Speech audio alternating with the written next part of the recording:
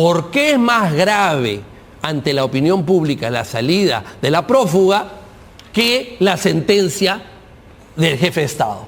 Porque todo el mundo sabía que él no mandaba.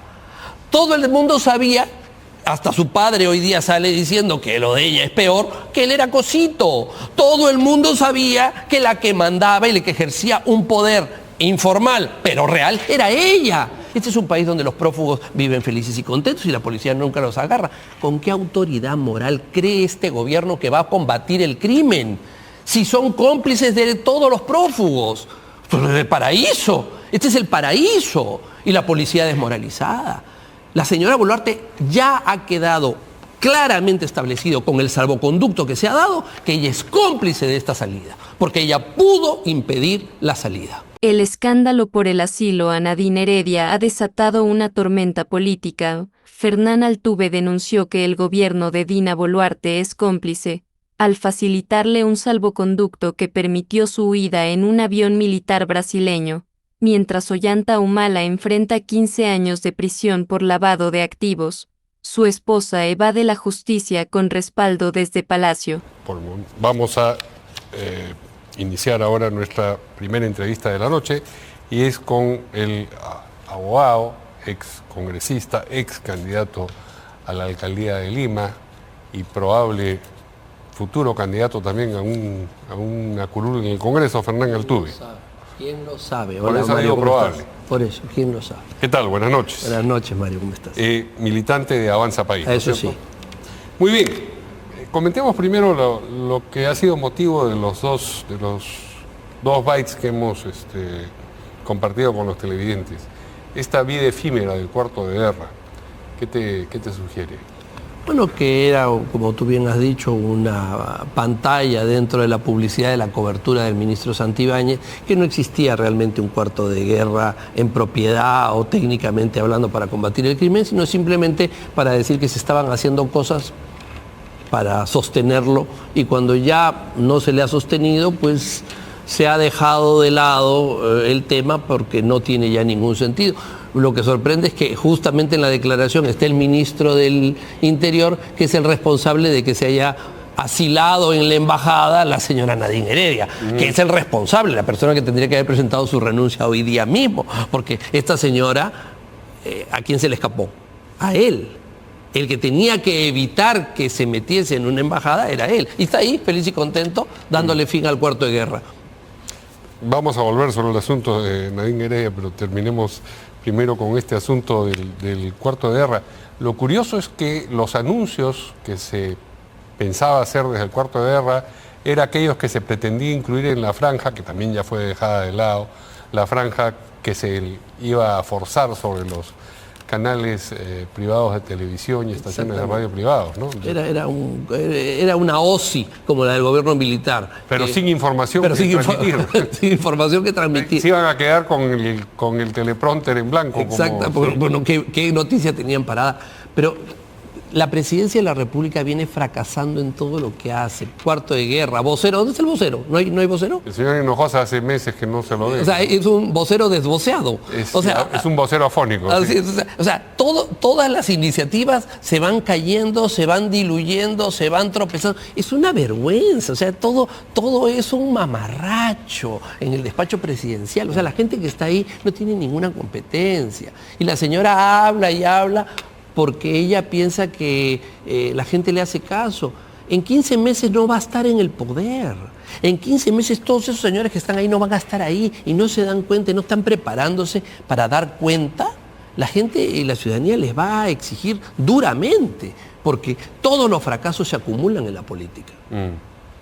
El otro byte que pasamos es aquel en el que el actual presidente del Consejo de Ministros... Exministro de los Humala. Exministro de... Curiosamente, ¿no? De Humala. Qué curioso, qué casualidad. El exministro de Humala está en el gabinete que permite que la señora tenga salvoconducto. Qué curioso, ¿no? Pero está en un entredicho con su... Otro exministro de Humala. Otárola también, otro. Pero, digamos, parece que hay más de fondo. Es una guerra civil entre humalistas. Parece que hubiera mar de fondo, digamos, entre... Algún lío hay entre ellos. ese es un lío de humanistas. Pero lamentablemente la beneficiada del lío humanista ha sido la señora que se embarcó hacia afuera, ¿no? Bueno, ok, vayamos entonces al tema de Nadine Heredia y del expresidente Ollanta Humala, porque al final la noticia se la ha comido la señora Heredia cuando el expresidente es el que está en este momento encarcelado, y uno pensaría esa es realmente la noticia relevante. La sentencia por lavado de activos, ¿qué opinión te merece? ¿Te parece que está bien fundamentada, que hay elementos? Porque hay críticas muy severas, ¿no? A ver, la interpretación legal de lo que es lavado de activos ha sido cuestionada muchas veces, pero la ley es la que es. Y se aplica la ley que existe, no la ley que quisiéramos mejor o que quisiéramos peor. Esa es la ley que existe y la que ha servido para que todos los que han estado antes reciban sanciones o medidas provisionales, todos igualitos. O sea, no es que porque es él, entonces hay que interpretarlo de una manera. La ley establece una presunción, que es que se presume origen ilícito al dinero cuando hay una operación de encubrimiento. Esa presunción es una presunción de ley, no exige probanza. El abogado de la parte dice que no se prueba. Claro, las presunciones no se prueban, pues, no necesitan probanza. Entonces, no va a haber probanza porque ya se aplica la presunción de ley. Ahora, ¿podemos cuestionar la presunción de ley? Puedan cuestionarla, pero esa ley ha estado vigente para la señora Fujimori y para todo el mundo. Entonces, por favor, no porque se trate de él, no se va a aplicar. Pero otra de las cosas que dice la defensa es que cuando se producen los presuntos aportes ilícitos, tales aportes no eran considerados un delito, eran una falta administrativa. En eso tiene absoluta razón, pero el delito que está implicando no es el delito de financiamiento ilegal. Se está aplicando la presunción por el delito de lavado de activos, que es un delito que sí estaba vigente en el momento en el cual ocurrieron los hechos. Entonces, no se le está aplicando esa norma retroactivamente, no está ocurriendo. Y lo que hay es una abundante evidencia, testimonios, pruebas, declaraciones de todos los que han participado en el ocultamiento del dinero. Entonces, lo que ocurre es que los jueces, por presunción e imperio de la ley, si ven una operación de encubrimiento, presumen que el origen del dinero es ilícito, porque nadie encubre o trata de hacer una operación de escondite. Y eso tendría que ser, perdón, el hecho de que se hiciera el esfuerzo por encubrirlo, que presumiesen también quienes recibían el dinero que aquello tenía origen... Exactamente, porque nadie está tapando un dinero que tiene un origen lícito. Esa es la consecuencia lógica de la presunción de ley. Entonces la presunción de ley no se... Ahora, podemos cuestionar el tipo penal, pero ese tipo penal se ha aplicado para todos. Entonces, cuando los señores Humala veían que eso se les aplicaba a otros y todo lo demás, ellos no decían nada. Cuando el asilo era para el señor García, mandaban cartas para que no se asilara. Ahora el asilo les conviene. O sea, siempre el doble rasero, siempre la doble moral. Ellos son inimputables porque per se y todos los demás son culpables. Ahora están pagando, lamentablemente, de su propia medicina. Ahora, uno podría pensar que se oculta él o los aportes por el lugar de donde venían y el impacto político que eso podría tener. No necesariamente porque se presumía que tenía negocios turbios. Bueno, pero la ley no hace esa distinción. Entonces, las personas que se meten en esas operaciones... tienen que asumir las consecuencias. Tienen que asumir las consecuencias porque la presunción, además, al ser una ley, todo el mundo presume que él conoce la ley. Entonces, obviamente, ellos podrán... Ni siquiera está eso en su argumento de defensa, que lo evitaron por un tema político, ¿no? No lo van a claro, pero claro. Ellos tienen que asumir las consecuencias. Lo que pasa ellos ni siquiera admiten haber recibido el dinero, de manera que mal podrían con una legión de testimonios que es imbatible. Y lo peor de todo es lo que aquí se tiene que decir con toda claridad, y es lo que tú has mencionado. ¿Por qué es más grave ante la opinión pública la salida de la prófuga que la sentencia del jefe de Estado? Porque todo el mundo sabía que él no mandaba. Todo el mundo sabía, hasta su padre hoy día sale diciendo que lo de ella es peor, que él era cosito. Todo el mundo sabía que la que mandaba y la que ejercía un poder informal, pero real, era ella. Y lo que termina siendo una monstruosidad es que la más culpable, en el fondo, termine siendo la beneficiada y que el que ha sido instrumentalizado como gobernante termine con los 15 años. Sí, hubo 2 episodios que marcaron con sello indeleble la autoridad oficiosa de la señora Heredia.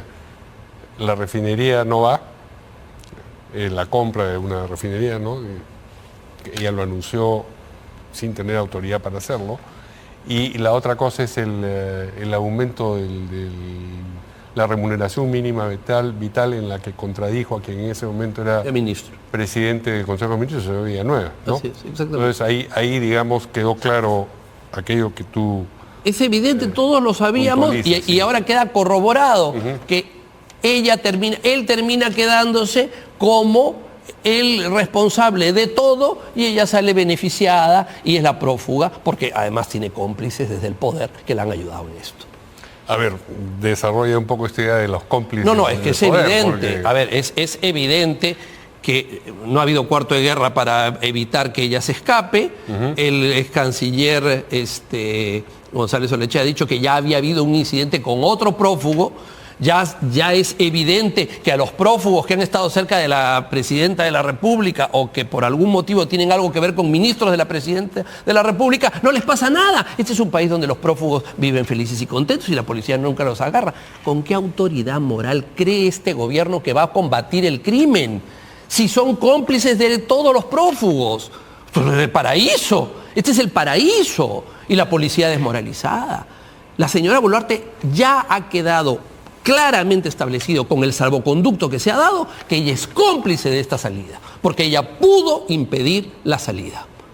Lo pudo hacer. La ironía es que si eso fuera así, el argumento de yo soy una perseguida política carece absolutamente de sustento, porque ¿quién la persigue? Si desde el poder, según la tesis que tú desarrollas, la están amparando, claro, la persigue políticamente que el Ministerio Público, el Poder Judicial. La tesis que está aceptando el gobierno es que el Ministerio Público y el Poder Judicial del Perú están en un operativo político y el salvoconducto es un reconocimiento de que el Brasil le da un asilo, o sea, ella es una perseguida. O sea, desde el Ejecutivo le clavan una puñalada a los jueces que acaban de condenar a 2 personas responsables de violar la ley.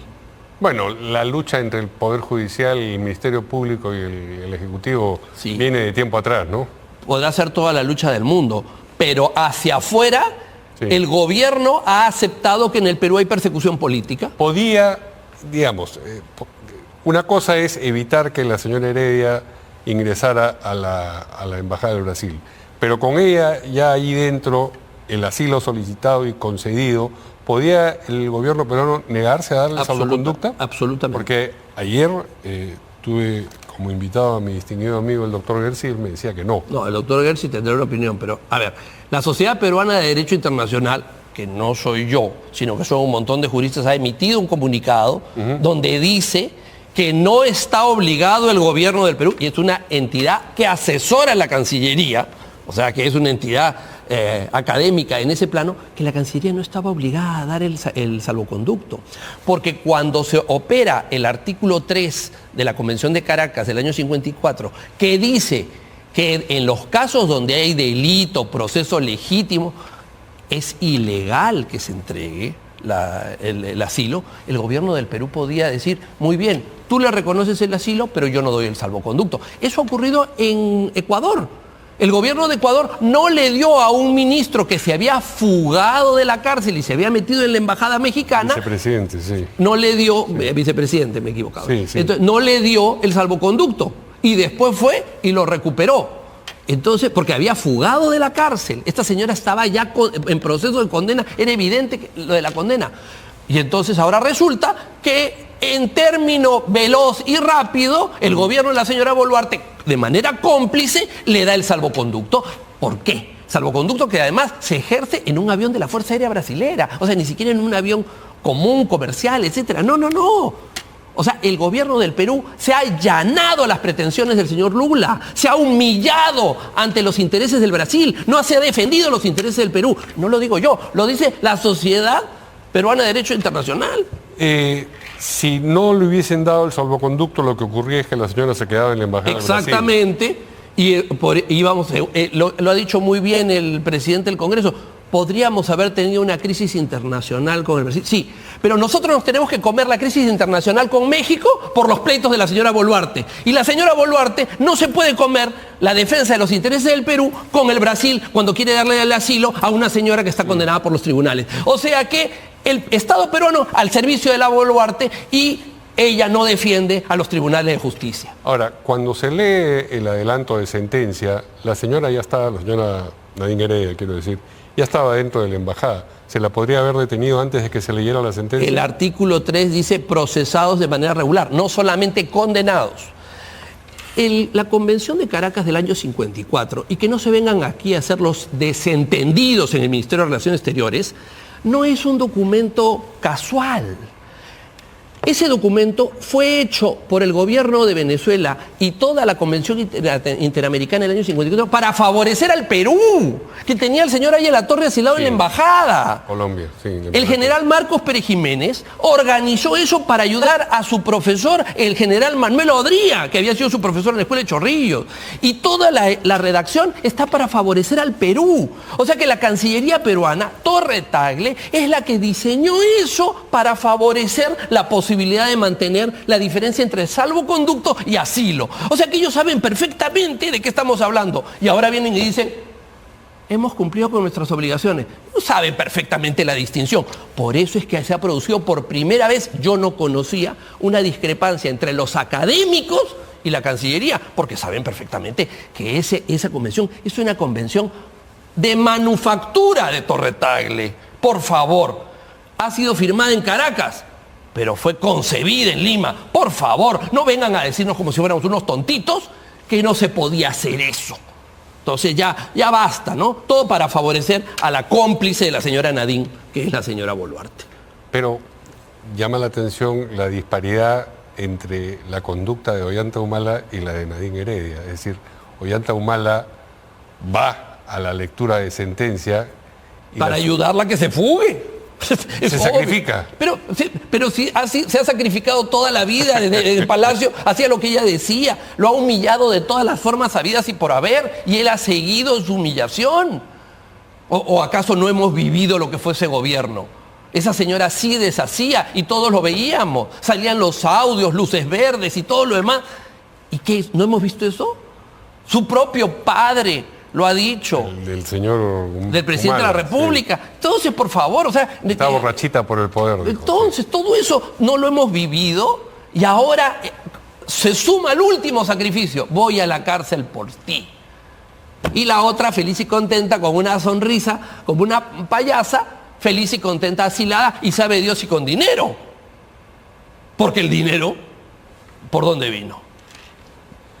Bueno, lo que le imputan en la segunda campaña es precisamente un origen brasileño a ese dinero. Y le mandan un avión militar del Brasil para recogerlo. Digamos, la sintonía con Entonces, Lula es evidente, por favor, ¿no? Y el Perú humillado ante eso. O sea, el Ministerio de Relaciones Exteriores humillado ante el crimen internacional. O sea, ya es el colmo. O sea, para que los miembros de la Sociedad Peruana de Derecho Internacional hayan tenido que desmarcarse, es que el escándalo dentro de la política interior o exterior, en el interior de la política exterior, ese es abrumador. Entonces, de acuerdo con tu reflexión, no solamente tendría que renunciar el ministro del Interior, sino también el de Relaciones Exteriores. Bueno, el ministro de Relaciones Exteriores es responsable de no haber evitado lo del... Entonces sí, la respuesta es sí, también a tu juicio también tendría que renunciar el canciller. Los dos ministros son responsables, uno por omisión y el otro por acción. Pero claro, y no sabemos la complicidad del presidente del Consejo de Ministros, que debe tener una simpatía evidente en su humanismo, ¿no? Entonces, el Perú ya Pero el humanismo ya, digamos, como opción política dejó de existir. Sí, dejó de existir, pero... Entonces, digamos que sigan teniendo un corazoncito. Pero complicidades de antaño sigue existiendo. Camaradería de pandilla. Ahí está la camaradería de pandilla. O sea, es una cosa increíble. Este gabinete ya no da para más. Definitivamente, esto es el fin. El Congreso, ojo, no ha recibido al canciller. Sí. No lo ha recibido. Eso es una señal que yo tomaría y están en cuenta. corriendo una moción de interpelación al canciller. Que puede terminar en una censura. Pero hay que leer, digamos, el fenómeno completo. Hoy día se ha aprobado también la interpelación a la ministra, al señor Urteaga, la ministra de Inclusión y Desarrollo Social, sí. Inclusión Social y Desarrollo, perdón, sí. Pero se han dejado de lado dos, la del ministro de Transportes y la del ministro de Educación, de manera que tampoco es que, que la atmósfera en el Congreso es que están todos en pie de guerra contra el Ejecutivo. No, el Congreso tiene, las declaraciones del presidente son cómplices, del presidente del Congreso son cómplices. Pero yo creo que cada día están tomando más distancia y viendo, oye, esto de Nadine Heredia compromete la lucha contra la delincuencia. No puede tener autoridad moral un gobierno que se hace cómplice de unos prófugos. O sea, el Poder Judicial, todo el día diciendo, la policía hace bien su trabajo y el Poder Judicial hace mal su trabajo. Todo el día diciendo. Y yo mismo soy crítico y creo que tienen razón en algunos casos. Y caray, cuando el Poder Judicial hace su trabajo, le clavas una puñalada por la espalda a 3 jueces, dejas que se asile y después le das el salvoconducto express, no puede ser. No hay autoridad moral para combatir el crimen. Y la ciudadanía quiere que se combate el crimen. Ha comenzado la cuenta regresiva del fin de la señora Boluarte. ¿Antes del 28 de julio del 26? Uno nunca sabe. No, de acuerdo, uno nunca sabe, pero esta bomba de tiempo que va a explotar... Uno nunca sabe. Como no depende de mí, no puedo saber. Pero alguna hipótesis... No lo sé, pero yo creo que lo de hoy día es un error estructural. A propósito de la atmósfera del Congreso, de una mayoría del Congreso respecto del Ejecutivo, el archivo del caso Rolex también es indicativo, ¿no? Absolutamente. De que las cosas todavía no están tan De que todavía no hay una situación de ruptura. Pero en cualquier momento esta delincuencia descontrolada por culpa de la señora Boluarte, porque aquí la culpable de este desmadre y de este desgobierno es la señora Boluarte, puede haber un incidente que puede cambiar de un día a otro el temperamento de la calle. Eso ya ha pasado y ya lo hemos vivido, y eso puede pasar. Ahora, la sentencia por 15 años a los esposos Humala Heredia y varias otras personas, pero centrémonos en ello, ha sido en primera instancia. Así es. Y evidentemente será, aparte del habeas corpus que ha dicho que va a presentar o ya presentó el señor Pedraza, el abogado del señor Humala, va a haber una apelación. Se supone que cuando hay reo en cárcel, la apelación tiene que ir de manera... con mayor celeridad. Sí. Sí, pero eso no, el Perú no significa mucho. ¿Tú no crees que esa sentencia pueda cambiar? No, sí, yo sí creo que puede cambiar. O sea, no estoy diciendo que va a cambiar sustancialmente, pero puede encontrar algún elemento que haga que se declare la nulidad y se vuelva a juzgar. Ya, pero eso es de forma, digamos. Eso no, porque puede encontrar un vicio en el proceso y que se vuelva a juzgar, eso sí. Ahora, que pasemos de una condena a una absolución, me parece difícil. Por lo que se ha escuchado, y yo no soy un conocedor de la materia, pero por lo que se ha escuchado, es que la evidencia testimonial es demasiado grande, con fechas, con días, con entregas, o sea, es demasiado grande. El mejor escenario es decir, esto necesita volverse a ver, pero eso de que una sala suprema vaya a agarrar y decir, donde hay, no hay, me parece. Sobre todo que hay que acordarnos que cuando se sostenía el criterio de que no había, esto es un delito posterior, la Suprema dijo, una cosa es el delito posterior sobre financiamiento ilegal y otra cosa es el delito por lavado de activos, y que ese es un delito que tiene que verse de acuerdo a las normas propias. O sea que ya la Suprema había dicho que esta distinción era válida. Terminada la lectura del adelanto de sentencia, el fiscal Juárez Atoche, que es el que estaba a cargo del caso, prestó declaraciones, no sé si las escuchaste, sí, está flanqueado por... Estaba ayudando para que levantaran un poquito su alicaída imagen los otros dos. Así es. Y dijo, este es el camino que va a significar el derrotero para otros casos. ¿Eso corresponde que un fiscal lo haga leída una sentencia? Y además dijo que presentaba quería manifestar su solidaridad con su colega José Domingo Pérez, quien recientemente fue suspendido. Lo que ha pasado con mi colega no lleva nada bueno, pero él sigue siendo parte fundamental del equipo. Digamos, han hecho una ocasión... Claro, para robar cámara. A ver, la primera declaración yo no la veo mala, porque lo que está diciendo es que él considera que esto es la base para la jurisprudencia hacia adelante. Eso es una interpretación suya, ya la Suprema lo dirá. Pero este es el derrotero, este será el... No, habló del caso Cocteles directamente. Bueno, pero son los casos que están en ese... Claro, pero digamos, le corresponde a un fiscal que no está viendo aquello decir, no, por si acaso esto de acá sirve para lo otro. Yo creo que es la jurisprudencia que va a marcar. Es una opinión, no es... No, ya, pero... Es opinable, él puede opinar sobre...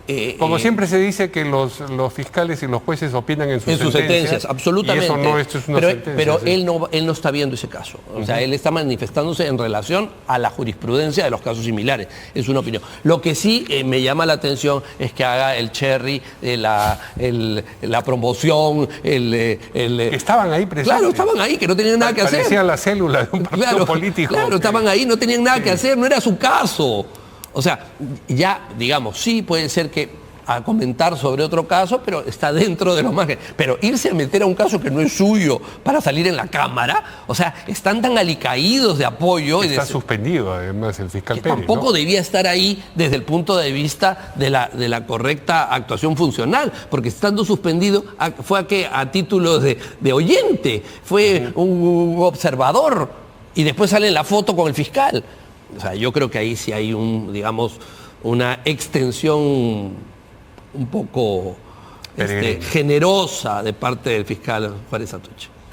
Muy bien, pues muchas gracias a nuestro invitado, el abogado Fernán Altuve, que ha sido elocuente en decir quiénes piensa él que son los responsables de lo que acaba de suceder a propósito de la sentencia de los señores Humala Heredia y del asilo del personaje político realmente relevante, que es la señora Heredia, ¿no? ¿La habrán resucitado políticamente, crees tú, con este gesto? Bueno, yo me imagino que ella pensará que sí, pero definitivamente lo que ha hecho es ya demostrar quién era la jefa de la organización criminal que gobernó el Perú en el periodo de su esposo, ¿no? Ella era la jefa, la que sale beneficiada y la que sale triunfante y sonriente. Que era la que decía, tan difícil es caminar derecho, ha caminado derecho al aeropuerto. Derecho al aeropuerto, al asilo, a Brasil. Ella, para caminar derecho hacia lo que le conviene, ha sido especialista. Muy bien, muchas gracias.